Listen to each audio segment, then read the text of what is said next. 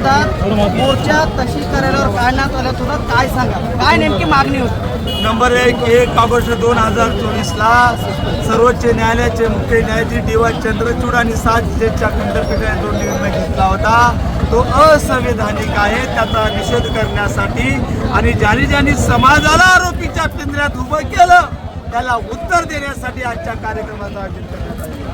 दादा, आज किती जातीचे लोक आपल्या मोर्चामध्ये आज प्रामुख्याने नंबर 1 बौद्ध समाज, नंबर 2 ला चर्मकार समाज आणि इतर 57 जाती आजच्या मोर्चात सामील होत्या.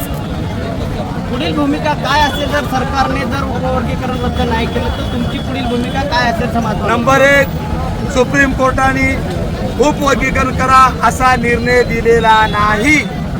त्यांनी आदेश दिला नाही, फरक लक्षात घ्या. त्यांनी अनिवार्य केलं नाही, त्यांनी बंधनकारक केलं नाही. तर त्यांनी जर स्टेट गव्हर्नमेंट करू शकत असेल पॉईंट लक्षात घ्या तर एससीचं उपवर्गीकरण नाही, अनुसूचित जाती व जमाती हे जातीवादी फडणवीस बघा त्याने फक्त अनुसूचित जातीचं उपवर्गीकरण करण्यासाठी आनंद बदल समिती नेमली. पण भारतीय संविधानाचा कलम 338 2 काय सांगतं? अनुसूचित जातीसाठी जे राष्ट्रीय आयोग आहे त्याची परवानगी घेतल्याशिवाय आनंद बदल समिती नेमता येणार. म्हणून ही असंवैधानिक समिती आहे. याच्या निर्णयाला चालण्याची किंमत नाही. गेलं एका मिनिटात आम्ही चॅलेंज करू.